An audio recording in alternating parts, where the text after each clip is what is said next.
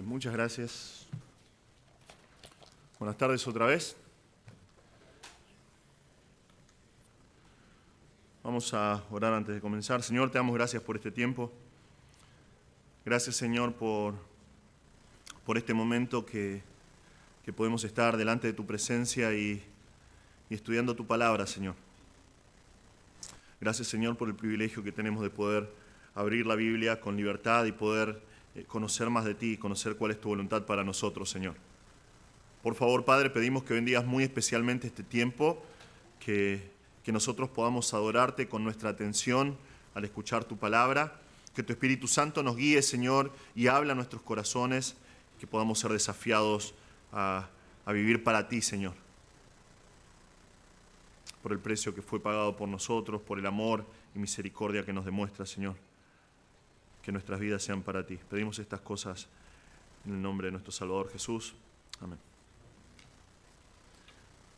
Bien, vamos a volver a estudiar la tercera epístola del apóstol Juan. Ahí vamos a ir. La semana pasada, antes de comenzar con nuestro estudio, vimos la importancia de definir la verdad de acuerdo a lo que dice la palabra de Dios. Vimos que la Biblia es la verdad. Es la revelación de Dios, de lo que Él define como la verdad.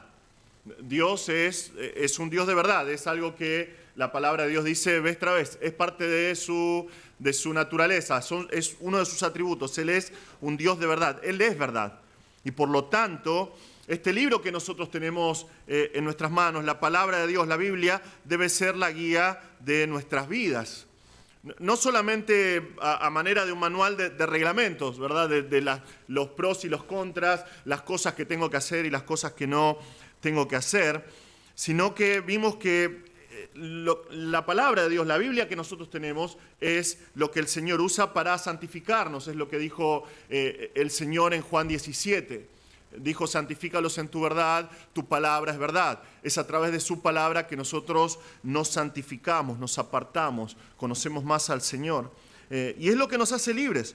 Realmente, Juan 8:32, el Señor dijo lo mismo. Dijo, conocerán la verdad y la verdad los va a hacer libres. Es a través de la palabra de Dios que nosotros podemos ser personas que son realmente libres, que no son esclavas del pecado, que no son esclavas de la manera de pensar que tiene el mundo en general. A medida que nosotros crecemos en conocer más y más lo que dicen las páginas de la Biblia, nosotros podemos entender la mente del Señor. Esto es algo que en nuestra incapacidad como seres humanos sería imposible, pero a medida que nosotros leemos la palabra de Dios podemos entender la mente del Señor, conocemos su corazón, aprendemos de su paciencia, de su misericordia, aprendemos a amarlo más y anhelamos andar en sus caminos. Cuando consideramos estas cosas, realmente podemos decir qué vida bendecida la del Hijo de Dios, que puede llegar a conocer al Señor, que puede llegar a conocer su verdad.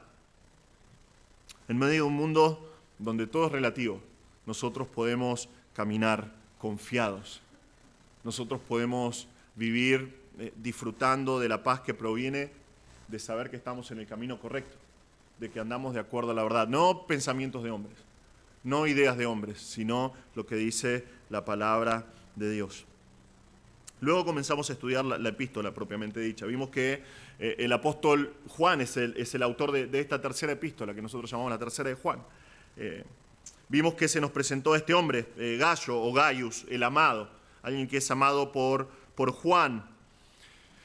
Y es algo que deja bien en claro, ¿no? Juan ama a Gayo y este tipo de amor que Juan declara tener por Gayo es el amor incondicional y perfecto que proviene de Dios. Es el amor ágape que nos dice el texto en griego, y es el vínculo que tiene que existir entre todos aquellos que son de Cristo. Es lo que dijo el Señor Jesús en Juan 13:35. Dijo, en esto conocerán todos que sois mis discípulos, si os tenéis amor, la palabra acá es ágape, los unos a los otros. Es cuando el mundo ve entre los creyentes un amor que es diferente al amor del mundo. Cuando el mundo ve entre los creyentes un amor sin condiciones, un amor que se sacrifica por el otro, que es manifiesto que ese grupo de personas son seguidores de uno que amó a los suyos y a los suyos los amó hasta el fin. El mundo, cuando nosotros nos amamos con el amor incondicional del cual está hablando acá, realmente va a conocer, dice el Señor. Y la palabra acá da la idea de percibir. El mundo va a ver y va a discernir, se va a dar cuenta que nosotros somos seguidores de Jesús. Nosotros vamos a ver que en muy poco tiempo, de una u otra forma, el apóstol va a usar 3 veces la palabra ágape, la palabra de amor incondicional. Entonces, el amor que tiene por este discípulo, por su amigo Gayo, es bien fuerte. Realmente, en muy poquito tiempo dice esta misma palabra 3 veces, pero también vimos que este tipo de amor no es un amor sentimental. No es un amor que está movido por las emociones, sino que él dice, el anciano al amado Gayo, a quien amo en la verdad. Este tipo de amor del cual está hablando acá, el amor bíblico, y que otra vez es el mismo amor que Dios tiene por nosotros, está cimentado, está fundamentado en la verdad de Dios. Tiene sus raíces en la palabra de Dios y solamente podemos disfrutarlo y realmente podemos experimentarlo por el sacrificio de Cristo en la cruz. Si no hubiese sido porque Él se entregó por nosotros y a través de su sacrificio ofrece vida eterna y vida nueva a aquellos que creen en Él, sería imposible para nosotros experimentar este tipo de amor. Este amor está basado en la verdad. Entonces, bajo ningún término puede tolerar el pecado o puede hacer concesiones en nombre del amor. Tampoco puede ser mezclado con la mentira, porque tiene sus cimientos en algo que es mucho más fuerte, algo que es mucho más sublime, en realidad, que las emociones a las que el hombre se aferra con tanta fuerza. Está basado en la verdad. No es una novedad que el mundo en el que vivimos tiene un concepto pobre y distorsionado sobre el amor.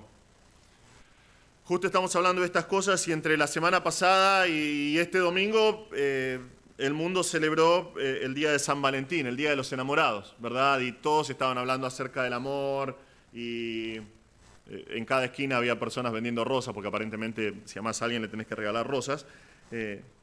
Pero algo que me llamó mucho la atención, en una de las oficinas públicas del gobierno de nuestro país, desde sus redes sociales, publicó el siguiente mensaje, y cito: en el día de San Valentín, disfrutemos y celebremos el amor en todas sus formas, porque el cariño y el disfrute no tienen género, sexo ni edad.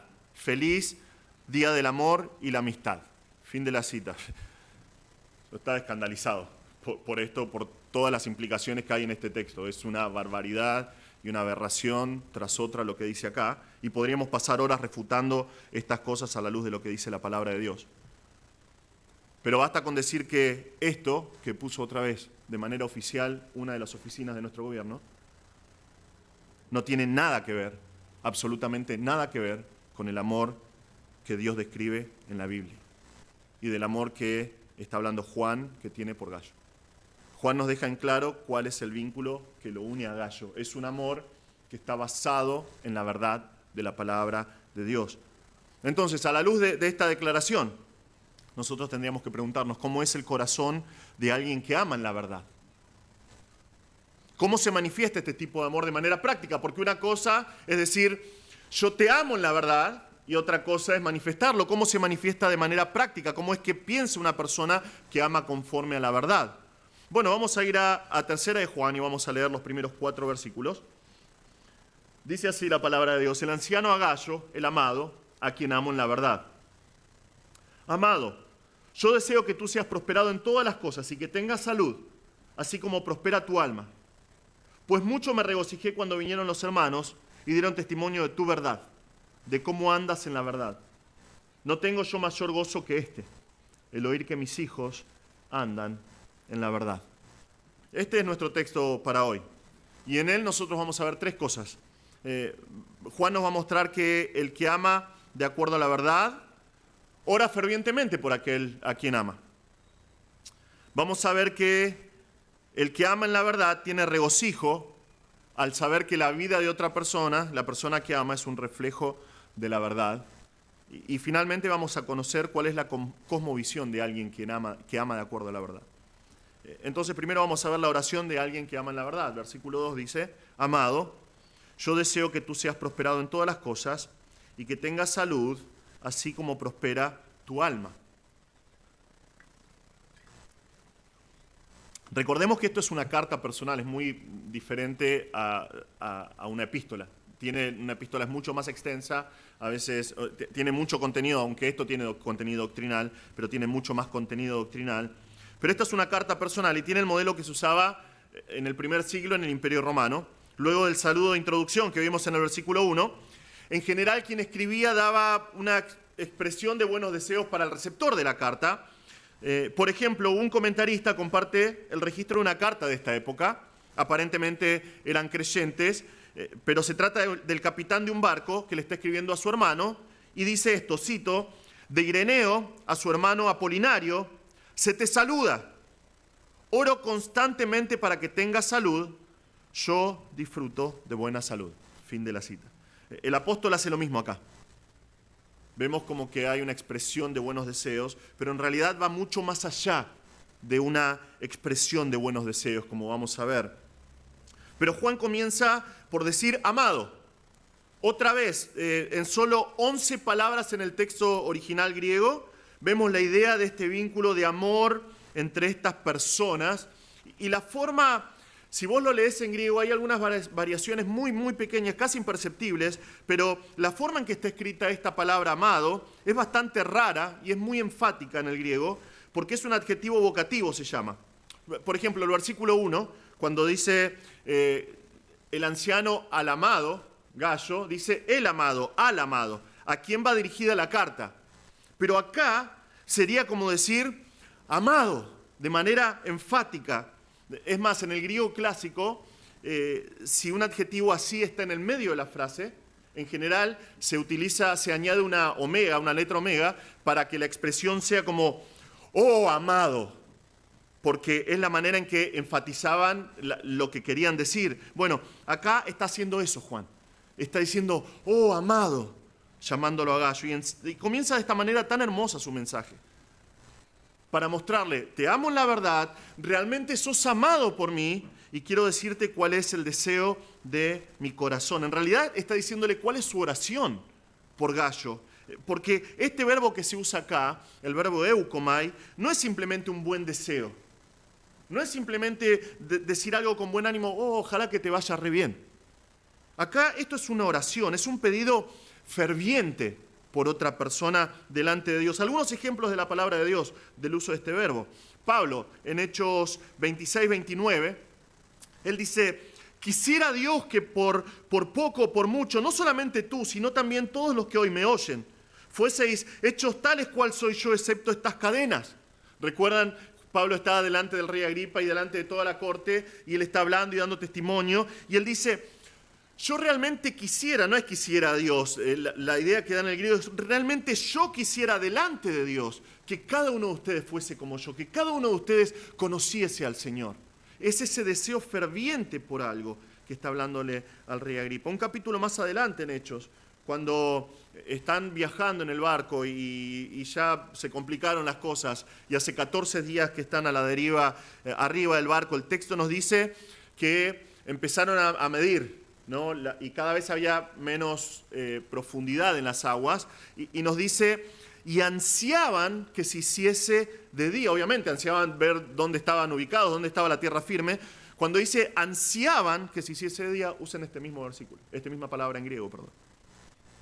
Pero también, si vos ves 2 Corintios 13, se usa 2 veces, Santiago 5 se usa otra vez como orar. Orar intensamente, orar los unos por los otros. Qué hermoso pensar que Juan oraba de esta manera por su amado hermano Gallo y le dice, oh amado, yo oro fervientemente por vos. Tiene que ser la actitud de todo líder, de todo pastor, orar por los miembros de su congregación, y también tiene que ser la actitud de todo aquel que está en Cristo, si ama en la verdad a sus hermanos. Entonces Juan ora fervientemente por Gallo. Desea intensamente ciertas cosas para su vida. ¿Por qué? Bueno, porque lo aman la verdad. ¿Por qué cosas ora el anciano específicamente? Bueno, vemos acá 3 cosas. Juan ora por la prosperidad material. Él dice, deseo que tú seas prosperado en todas las cosas. Deseo que tú seas prosperado en todas las cosas. Es muy interesante, en el griego las palabras tienen otro orden. A veces es medio raro el griego porque están todas mezcladas las palabras y para nosotros no tienen sentido, para ellos sí. Pero Juan dice, alrededor de todas las cosas, deseo que seas prosperado. Que seas prosperado. No que se prospere por su propia cuenta. No que se prospere por sus propias fuerzas, sino que es un pasivo, que sea prosperado por acción de otro, en este caso, que sea prosperado por Dios mismo. Y esto incluye cada aspecto de vida que no es espiritual. Y lo voy a decir de nuevo, esto incluye cada aspecto de su vida que no es espiritual. Y él dice, yo voy a orar por todas las cosas acerca de tu vida, para que seas prosperado. Esta palabra para prosperar se usa muy poco en el Nuevo Testamento. Literalmente significa buen viaje. Significa estar en el buen camino. Como un marinero que llega bien a destino. Esta palabra, otra vez, muy poco uso, pero Pablo la usa, por ejemplo, en Romanos 1:10. Cuando él está hablando de sus planes y dice, yo quiero que, estoy orando para poder ir a visitarlos y si Dios quiere voy a tener un viaje. Dice un próspero viaje, es una sola palabra, es esta palabra. Yo voy a llegar, espero llegar bien, tener un buen viaje y llegar hasta ahí. Y Juan está orando por Gayo fervientemente y le dice, yo deseo que te vaya bien. Yo deseo que no te falte nada. Yo deseo que tengas un buen pasar. Está orando por su prosperidad material. Vemos también que ora por su salud. Él le dice, yo deseo que tengas salud. De la raíz de este verbo nosotros tenemos la palabra higiene. Da la idea de una persona viviendo con todos sus sistemas corporales funcionando de manera normal, ¿no? Esto es algo que a medida que vamos creciendo en años, van desgastándose uno u otro sistema en nuestros cuerpos, nos vamos desgastando, el hombre exterior se va desgastando día a día, ¿no? Usando las palabras del doctor Lucas, en Lucas 15:27 de su Evangelio, Juan ora para que Gayo esté sano y bueno. Nuestras Biblias traducen esta palabra de esa manera, este término. También tiene la idea de ser fuerte en su cuerpo, de manifestar vitalidad. Él dice, yo estoy orando para que vos estés bien, que estés bien de salud, que te vaya bien de forma material y que tu vida sea una vida vigorosa, una vida llena de salud, que todo tu cuerpo esté funcionando bien. Y vemos que él ora por estas cosas y dice, así como prospera tu alma. Ora para que este hombre le vaya bien en su alma. Es la misma palabra que prosperes en todas las cosas, que tengas un buen viaje en todas las cosas, un buen pasar, un buen camino, pero en este caso que le vaya bien a su alma. Ora para que su alma vaya por el buen camino, para que su alma sea prosperada por el Señor. No hay nada más importante para el hombre que tener su alma prosperada por Dios a través de su palabra. Absolutamente nada más importante. Porque el resto de las cosas va a tener un segundo lugar en su vida. Y es como si uno prospera en el alma, espera en la voluntad del Señor. Y cumple con lo que dijo el Señor, ¿no? Que dice que tenemos que buscar primeramente el reino de Dios y su justicia. ¿Y qué va a pasar? Todo lo demás va a ser añadido. Entonces Él dice, yo deseo que prospere tu alma. Pero también vemos que este es un reconocimiento del apóstol, que hasta ahora la vida de Gayo manifiesta esta prosperidad. Y es por eso que también pide que disfrute de buena salud y de buen pasar material. Nosotros tenemos que entender algo de este pasaje, que a medida que iba estudiando me resultó interesante, ¿no? Juan no está diciendo esto. Juan no está diciendo, oro para que si tu alma prospera, entonces prosperes y que te vaya bien en lo demás y que tengas buena salud. ¿No? Muchas veces los pastores predican de esa manera, ¿no? Predican, Juan está diciendo acá, si te va bien en tu alma, entonces voy a orar para que te vaya bien en lo material y en tu salud. Pero lo que está diciendo acá Juan es, como yo sé que tu alma está prosperando, también oro fervientemente para que prosperes en todo lo demás y que estés sano. Yo sé que estás prosperando en tu alma. Entonces, oro fervientemente para que siga prosperando tu alma, pero estoy orando para que te vaya bien y para que estés sano. ¿Cómo podía saber Juan que el alma de Gallo prosperaba? Bueno, vamos a verlo en el próximo versículo, pero este versículo tiene que ser un llamado de atención para nosotros. Porque si vamos a amar a nuestros hermanos en la verdad, y tenemos que amar a nuestros hermanos en la verdad, nosotros tenemos que orar de esta manera. Nosotros tenemos que orar de la forma en que Juan lo hizo. Noten que el amor que está cimentado en la verdad, ora. No solo tiene buenos deseos superficiales por el otro. Es muy fácil, ¿no? Decir, te deseo lo mejor y espero que te vaya bien. Pero el que ama de acuerdo a la verdad, ora y lo hace fervientemente. Realmente desea ver estas cosas que vimos acá en la vida de su hermano a quien ama. Por causa de que su corazón está movido por un amor que está basado en la verdad, derrama su alma delante de aquel que es poderoso para obrar en la vida del hermano a quien ama. Por eso ora al Señor. Te digo algo, muchas veces nosotros, por más que tengamos buenos deseos, no hay absolutamente nada de poder en nosotros para cambiar una vida, para que prospere su alma, para que prospere económicamente, para que tenga buena salud. Pero si nosotros realmente amamos a nuestros hermanos en la verdad, vamos delante del Señor, oramos fervientemente al Señor, confiando de que Él es poderoso para obrar de esta manera en Él, en mi hermano que amo. Por supuesto tenemos que orar para que el alma de hermanos y hermanas en la fe prospere, que anden en el camino correcto, que vayan por el buen camino, que lleguen a destino, digamos, ¿no? Que corran la carrera de la fe que tienen por delante hasta el fin. Oramos por eso. Que vivan activamente una vida que glorifica a Dios. Pero nosotros tenemos que orar intencionalmente. Este es un término que se está usando mucho en teología en los últimos 10, 15 años, ¿no? Tenemos que orar con intención, con todas nuestras fuerzas. Tenemos que orar intencionalmente. Tenemos que orar constantemente. Tenemos que orar fervientemente. Y esto de maneras muy prácticas. Esto no es como orar 5 minutos o 5 segundos antes de comer, ¿no? Y decir, ya oré. Y orar, Señor, bendecí a todos mis hermanos, punto. Amén. Esto es hacerlo de forma práctica, tener listas de oración. Hacer listas y dividir por día listas en las cuales cada día tengas un enfoque en cierta familia, en cierto hermano, en ciertas cosas por las cuales orar. Y hacerlo con intención, con fervor, con constancia. Y esperar pacientemente en el Señor. Hacelo de manera privada, hacelo con tu esposa si estás casado o esposo, hacelo con tu familia, haz que tus hijos se involucren en tener tiempos de oración por la prosperidad del alma de tus hermanos a los que amás en la fe. Tenemos que orar por la prosperidad del alma de nuestros hermanos, pero también tenemos que orar como Juan oró. Nosotros tenemos que orar de todo corazón, desear de todo corazón el bienestar material de nuestros hermanos en Cristo. Debemos pedir que sean prosperados en todo. Debemos orar que no tengan ningún tipo de necesidad. Si somos sinceros, nosotros fallamos en esto.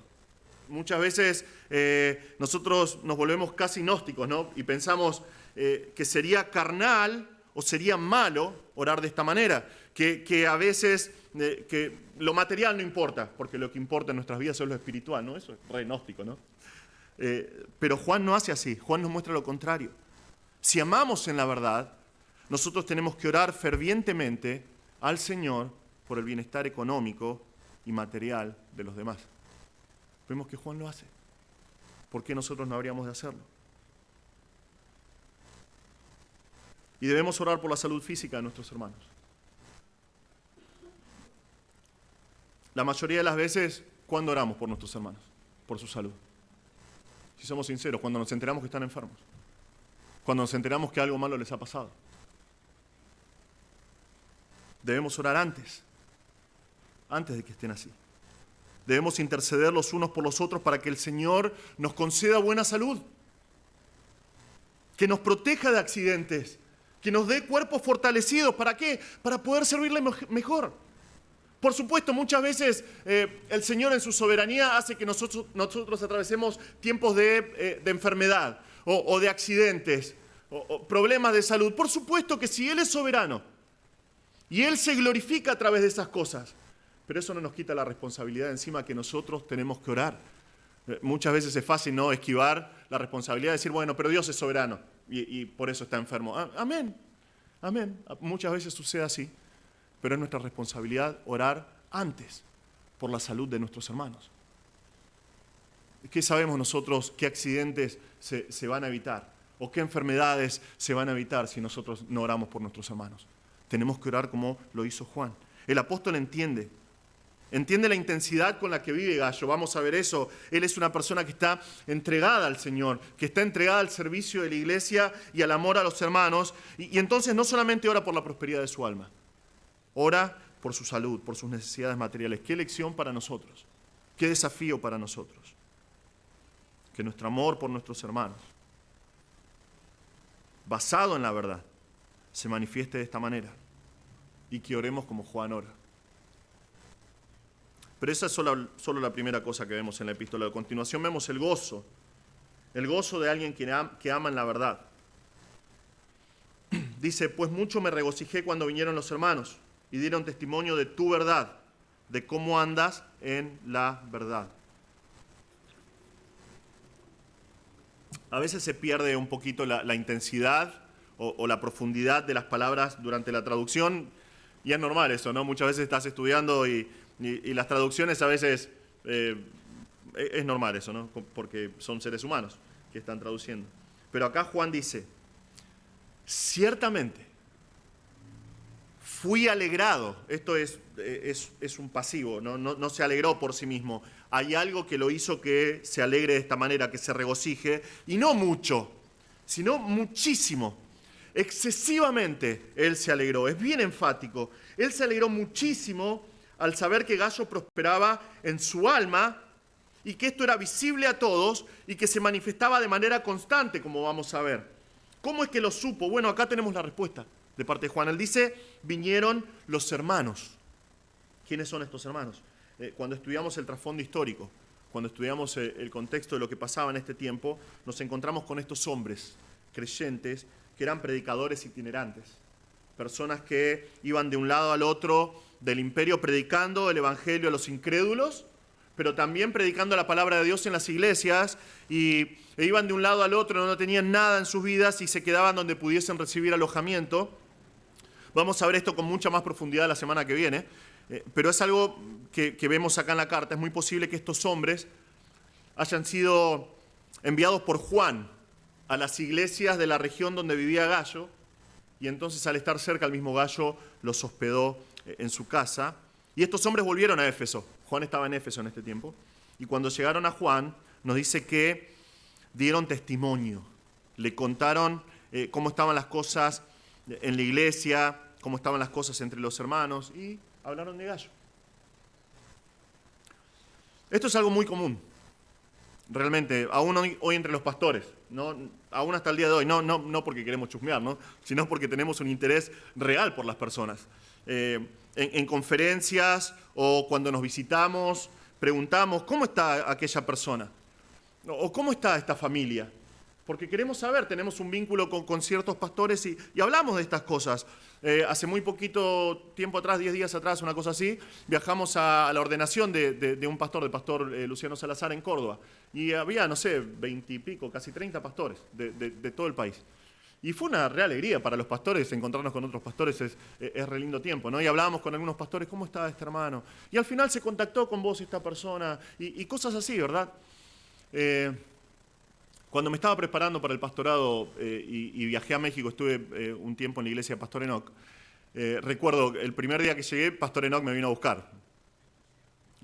Algo maravilloso, ¿no? de Pastor Enoch y el amor que él tiene. En ese momento estaba bastante mal de salud, y sin embargo, teniendo una iglesia de 1000 y pico de personas, fue él a buscarme, ¿no? Una responsabilidad y un corazón hermoso. Y nos sentamos a comer, ¿no? Y él me preguntaba, increíble, me preguntaba por cada uno de los hermanos que hasta ese momento él conocía de nuestra iglesia. ¿Y cómo está esta familia? ¿Y cómo está este hermano? Y con cada respuesta se alegraba su corazón y decía, qué bueno, gracias a Dios, qué bueno, gloria a Dios. Y en algún momento preguntaba por me acuerdo claramente de una persona que había dejado, que se apartó por completo de la iglesia, y una tristeza en sus ojos, ¿verdad? Y qué lástima, qué tristeza, voy a orar para que pueda volver al Señor, porque es lo que pasa, es lo que hacemos, nos llenamos de alegría al saber que las personas permanecen en la fe, que siguen sirviendo al Señor, y también nos llenamos de tristeza al saber que no andan bien, o que se han apartado del Señor. Estos hombres vinieron a Juan y testificaron. Ahora, esto no es solamente un buen reporte.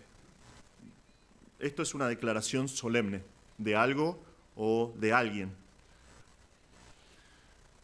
Otra vez, hoy nosotros vivimos en un mundo donde la verdad no importa y donde la palabra no tiene valor y vos podés decir cualquier cosa y te van a decir, tómatela, ¿qué me importa? No, pero te estoy diciendo la verdad, ¿qué me importa? Para mí no es la verdad, ¿no? Nadie cree a nadie. Pero cuando vos testificabas en la antigüedad, no te podías retraer, tu palabra tenía valor, era lo que garantizaba que algo fuese verdad, no tenías nada para certificar, no tenías un escribano que venga y diga, sí, esta persona está diciendo la verdad. Vos decías algo que era verdad, punto.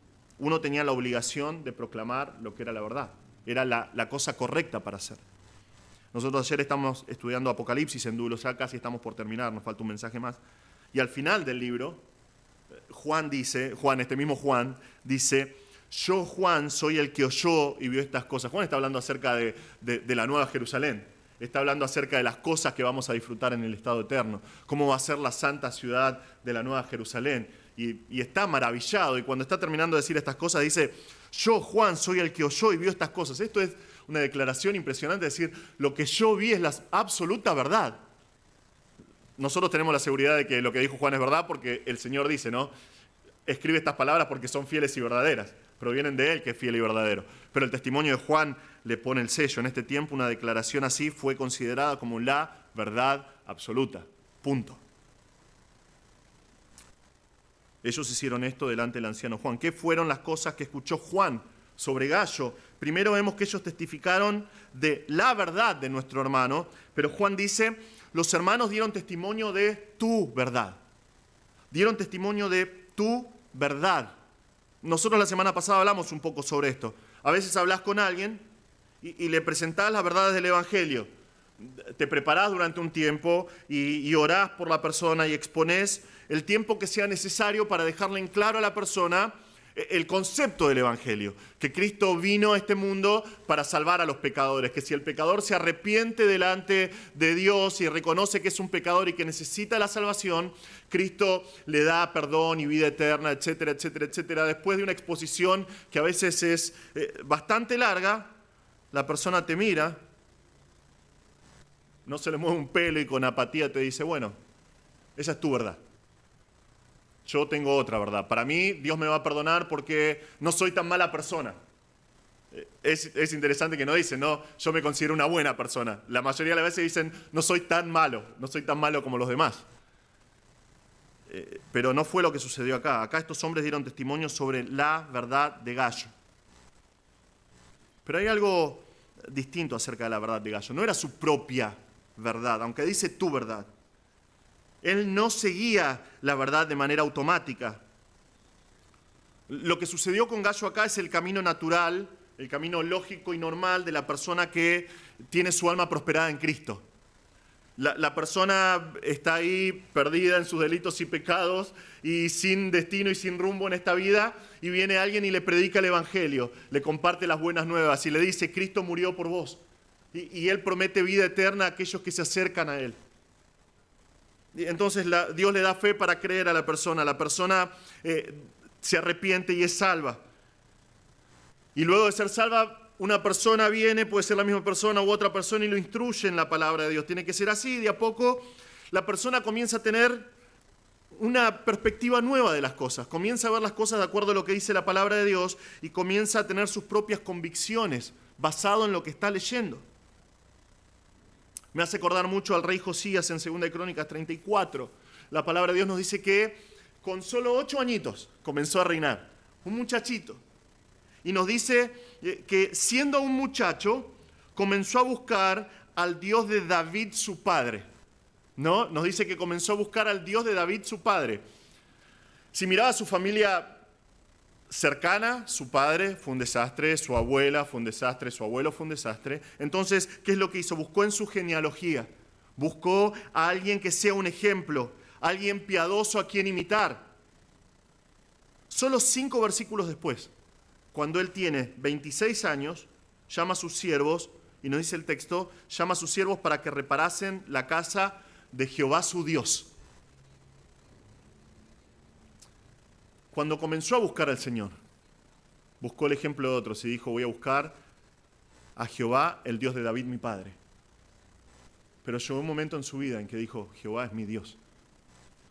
El Dios de David es mi Dios. Y es lo que pasa acá con Gallo. Él había internalizado la verdad de la palabra de Dios.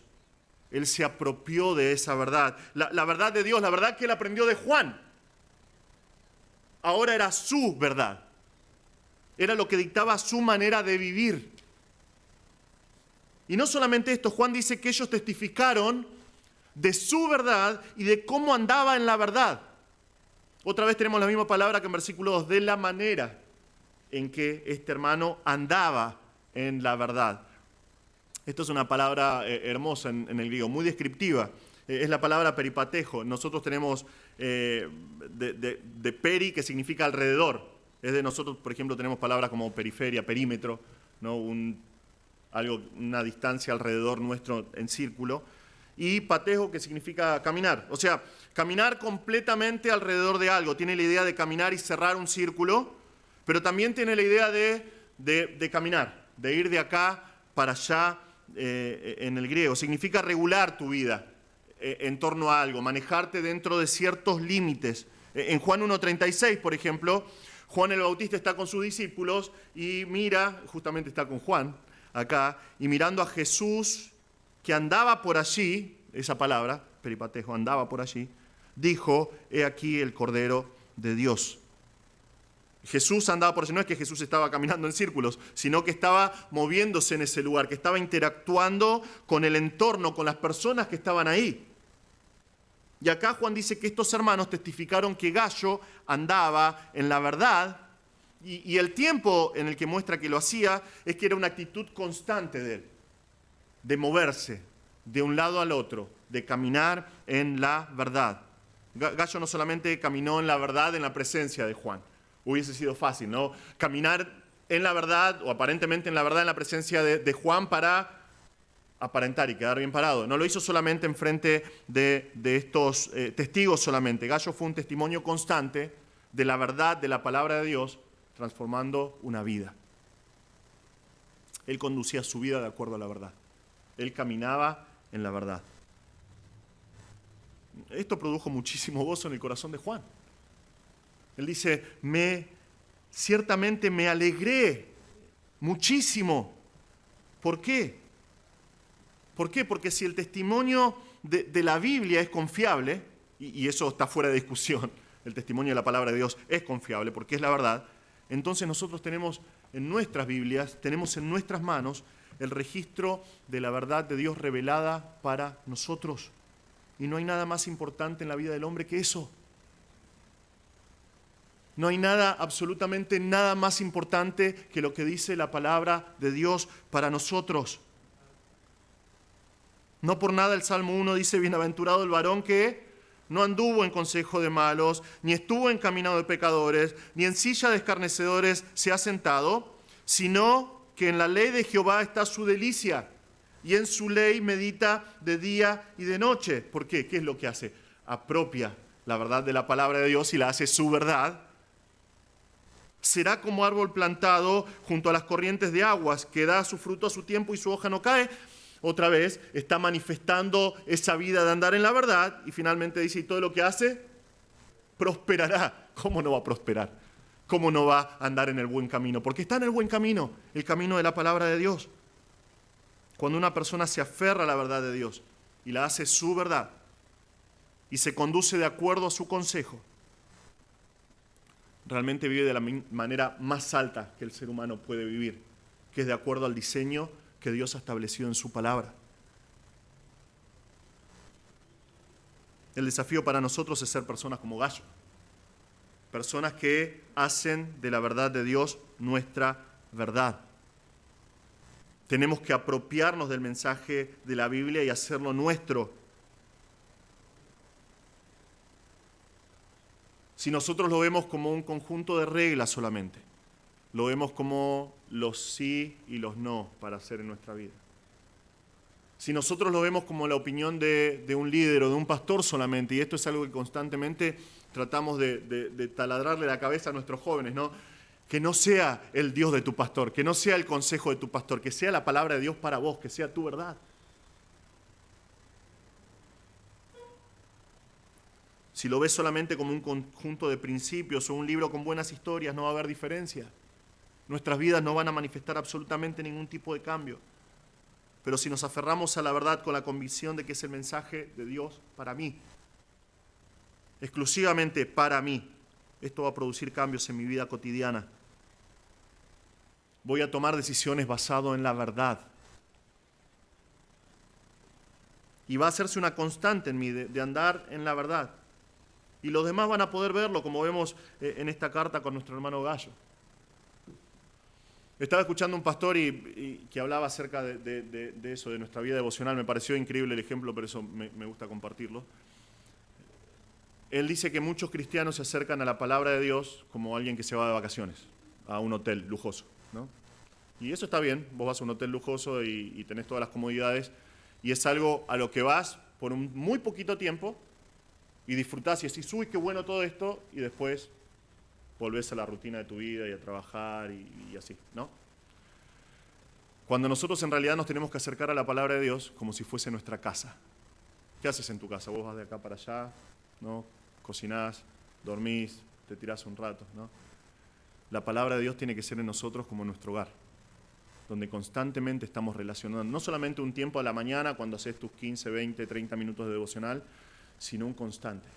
La verdad de Dios, meditándola como en el Salmo de día y de noche, teniendo tu delicia en la palabra de Dios, considerando quién es el Señor, la obra que Cristo hizo por vos, vez tras vez tras vez durante todo el día.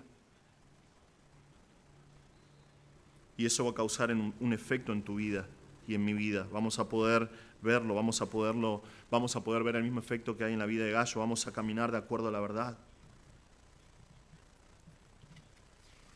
Pero volviendo al punto de nuestro mensaje, ¿cómo puedo saber si amo de acuerdo a la verdad? Puedo saberlo respondiendo a la siguiente pregunta. ¿Qué me da gozo al pensar de la vida de mis hermanos? Cuando pienso en ellos, ¿qué es lo que me causa gozo? Juan dice acá, fui tan regocijado por escuchar que andás en la verdad, hermano Gallo. Fui tan regocijado, tan grandemente alegrado. ¿Por qué? Bueno, porque lo amaba en la verdad.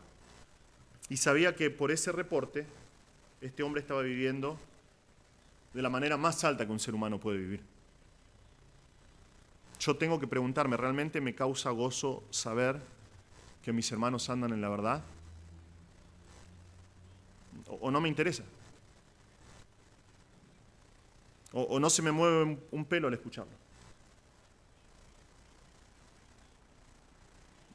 Hay veces que reaccionamos de manera apática, ¿no? Mirá, vienen y te dicen, ¿sabés este muchacho cómo está creciendo en la verdad? ¿O sabés cómo esta mujer está está mostrando sus frutos, está cuidando a chicos en el ministerio, está haciendo esto, está invirtiendo en otras personas y no se mueve un pelo? Si es así, puede ser una señal de que no tengo las cosas en la perspectiva correcta. Tal vez sea un síntoma de que mi sistema de valores no coincide con la verdad de la palabra de Dios. Y eso es lo que Juan nos muestra finalmente. Vemos lo que piensa Juan, vemos la cosmovisión de alguien que ama la verdad. Él dice, no tengo yo mayor gozo que este, el oír que mis hijos andan en la verdad. Parece una palabra muy sofisticada, ¿no? Cuando hablamos de cosmovisión, pero cuando hablamos de cosmovisión estamos hablando de la manera en que vemos el mundo, la manera en que interpretamos el mundo. ¿Qué es lo más importante para el hombre? ¿Cuál es el propósito de la vida misma? Vos podés entender, y esto no es algo que es solamente de teólogos, ¿no? O de creyentes. Cada persona en este mundo tiene una cosmovisión, tiene una manera de ver o de interpretar el mundo que lo rodea. Hay personas que piensan, bueno, la vida no vale la pena, y parece que buscan vez tras vez destruir sus vidas. Hay personas que dicen, bueno, mi vida no es tan importante.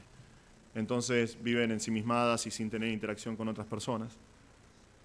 Hay personas que son víctimas, no víctimas, pero por decisión propia están constantemente atrapadas por vicios porque consideran que su vida no es tan importante. Entonces se involucran en cosas que van a terminar dañándolos.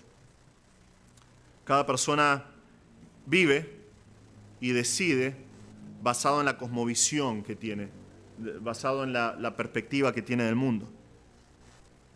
Por ejemplo, tengo compañeros de Jiu-Jitsu, ¿no? Ustedes saben, mi familia y yo practicamos Jiu-Jitsu. Son competidores.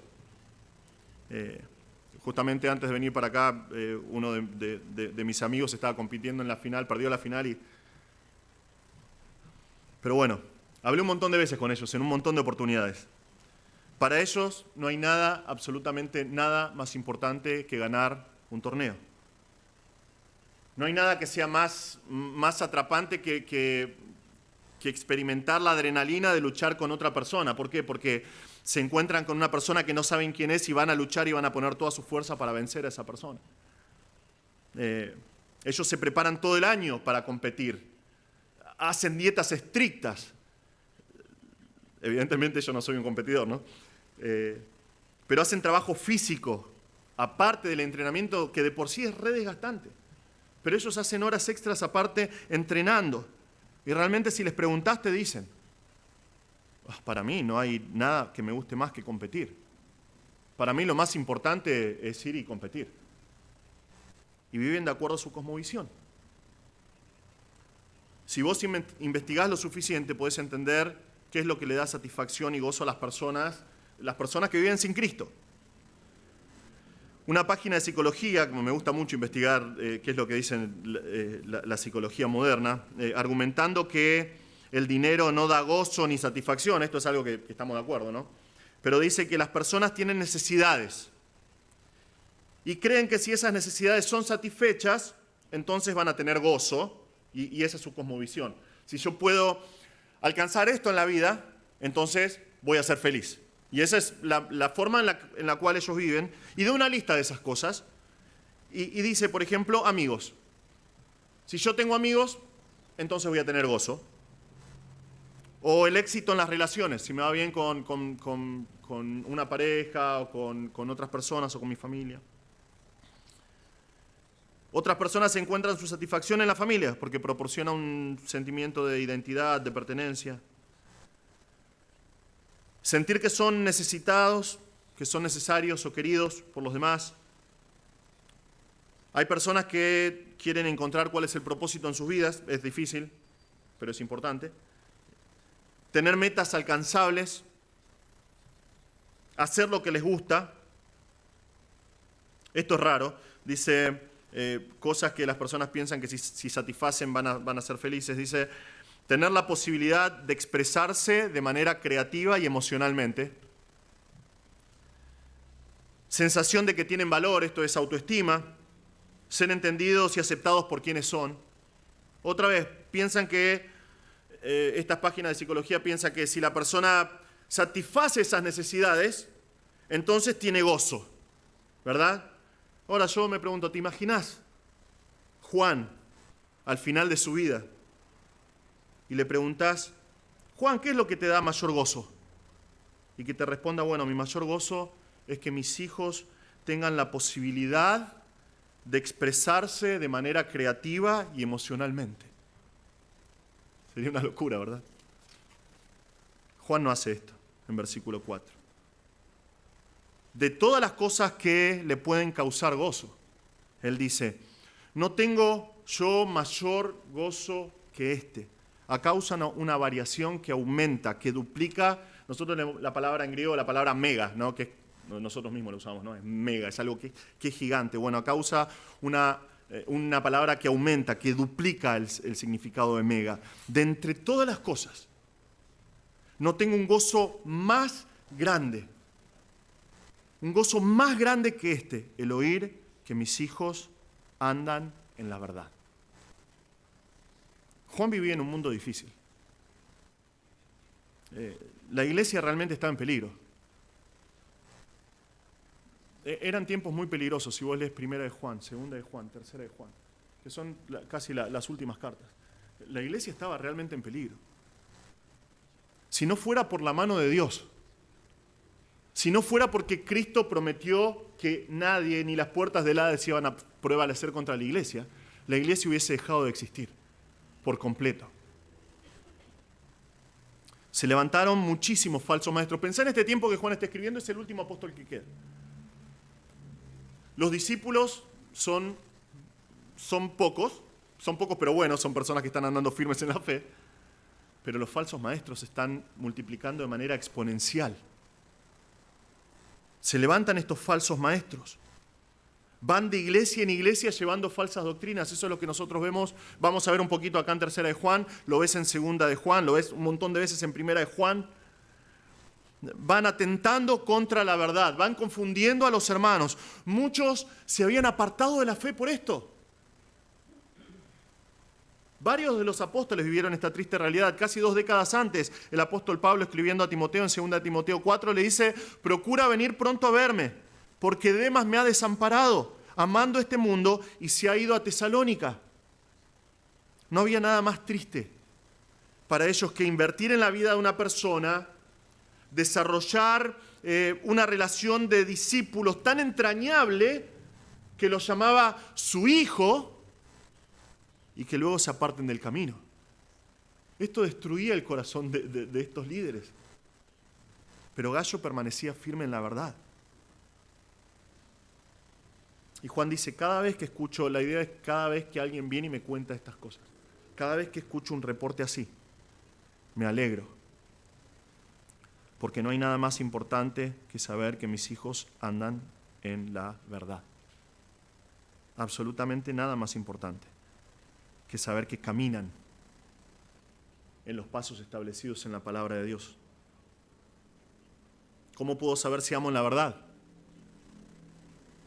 La respuesta es de acuerdo a mi cosmovisión. ¿Cuál es mi cosmovisión de las cosas?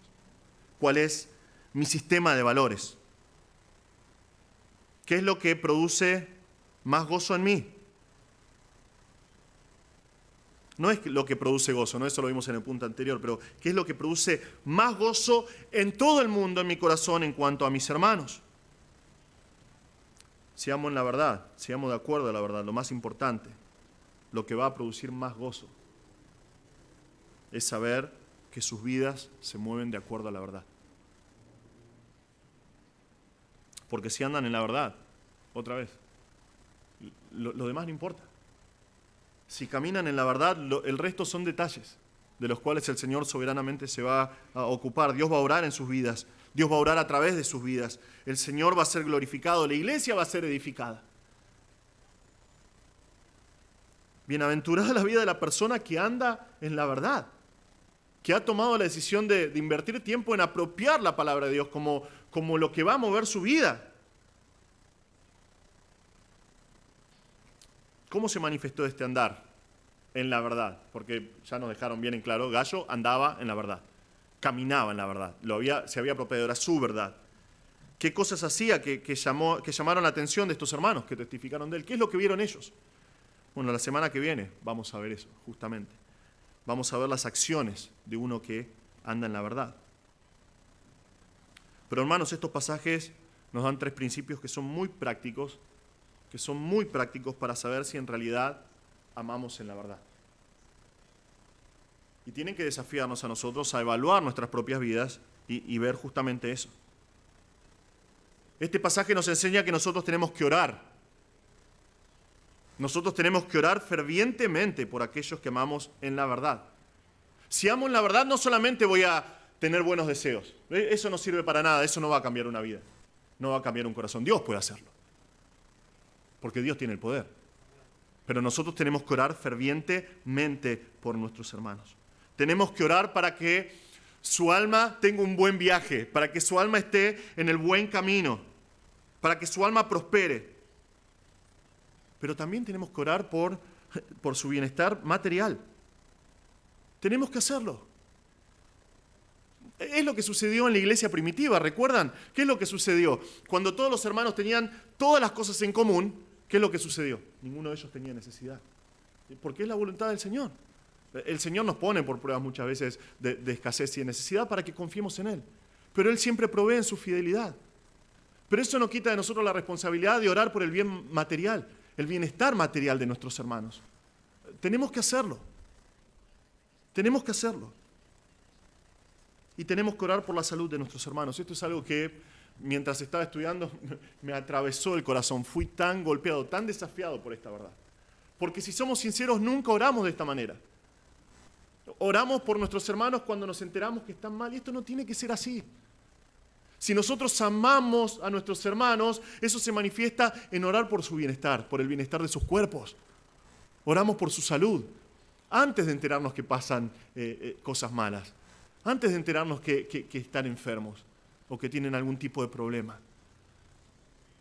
Si amamos a los hermanos, tenemos que orar fervientemente por estas cosas. Es muy importante.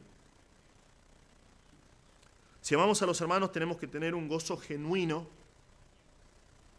cuando escuchamos que andan en la verdad, que caminan de acuerdo a la verdad, porque han hecho de la palabra de Dios su verdad. No hay algo tal vez más gratificante para un pastor que escuchar esto. Muchas veces hablo con jóvenes y vienen y te tiran, ¿no? Dicen, Javi, ¿sabes qué? Estuve estudiando este pasaje y descubrí esto y esto que dice la palabra de Dios. Y qué grande que es Dios y qué grande lo que Dios hizo por nosotros. Y yo estoy como por dentro. Seguí así, estás en el buen viaje. Seguí así. Vas a hacer que la palabra de Dios sea tu verdad. Te vas a aferrar a la palabra de Dios y tu vida va a ser distinta. Tu vida va a ser la vida más bendecida que un ser humano puede tener. En nuestro sistema de valores, la prioridad, lo que nos causa el mayor gozo, debe ser que sus vidas anden de acuerdo a la verdad.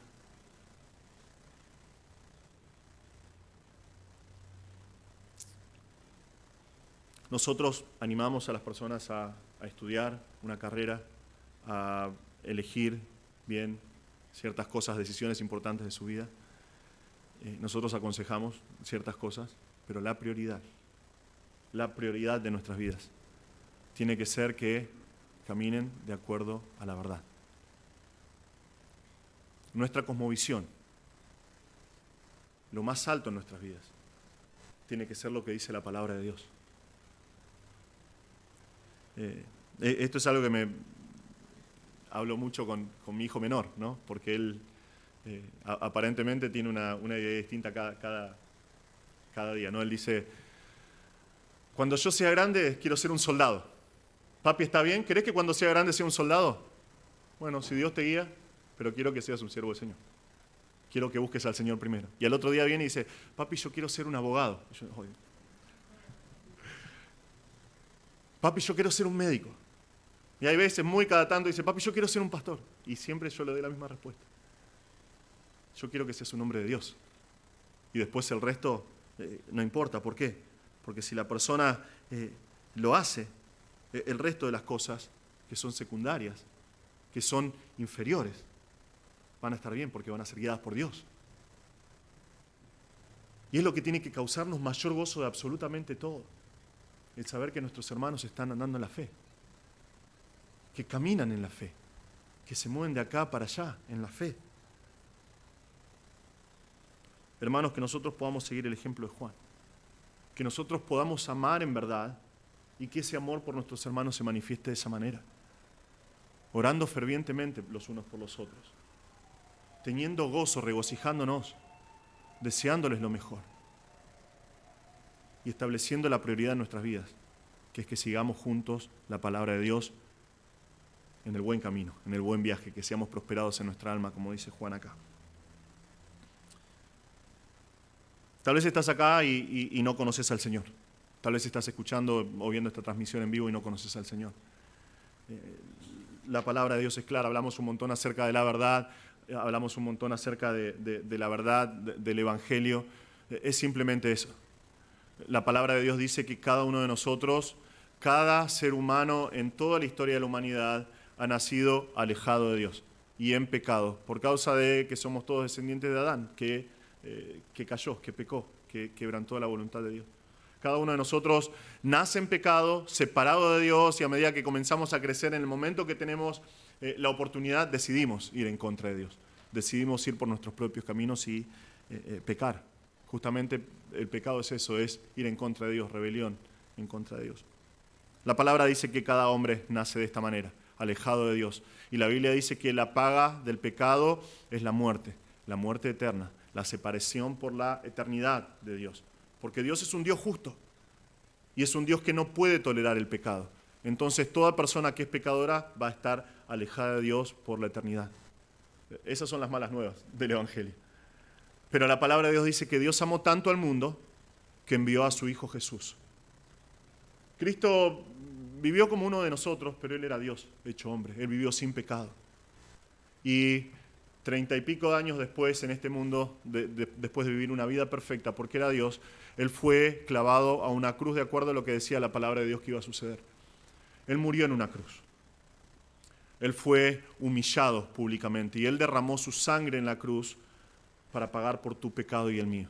Cristo en la cruz estaba cargando con tus pecados y los míos. La palabra de Dios dice que si vos crees en Cristo, que si vos reconoces que sos un pecador, que no te podés salvar, y venís a Cristo arrepintiéndote de tus pecados, Él promete darte vida eterna, vida nueva en Él, y una paz que este mundo no conoce.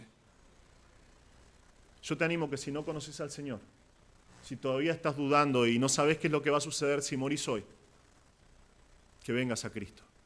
Él prometió, Él dijo, el que viene a mí no lo echo afuera.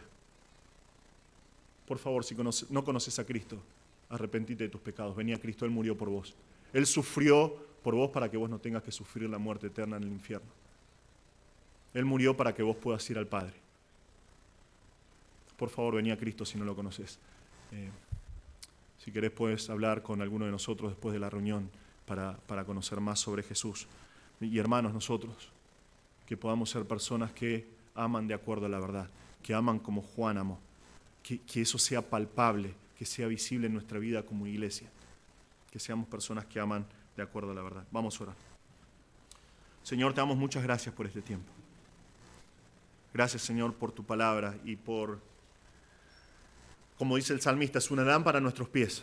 Y es por medio de tu palabra que nosotros podemos entender lo que tú quieres para nuestras vidas. Gracias, Señor, por poder aprender hoy lo que hace una persona que ama en la verdad. Señor, te pedimos que por favor obres en nosotros, en aquellas áreas en las cuales todavía no amamos en la verdad. Que nosotros podamos orar fervientemente por nuestros hermanos, por su prosperidad material y por su salud y por la prosperidad de sus almas. Señor, que nosotros tengamos gozo al saber que nuestros hermanos andan en la verdad. Que nosotros no tengamos mayor gozo que saber que ellos andan en la verdad, Señor. Por favor, Padre, pedimos que esta iglesia continúe amando tu verdad por muchísimos años más. Señor, que tú levantes de esta iglesia hombres que después de nosotros guarden y atesoren tu verdad y la proclamen, Señor, en amor, como corresponde a tus hijos. Señor, ayúdanos a vivir siendo un reflejo del amor que tú nos diste a nosotros, del amor con el que nos amaste yendo a la cruz. Y Señor, te pido que si hay alguien que está escuchando o viendo este mensaje o está acá y no te conoce, que por favor, Señor, obres en su corazón para que pueda venir a Cristo y encontrar en Él la vida eterna que Cristo promete. Señor, te damos gracias por este tiempo en el nombre de Jesús. Amén.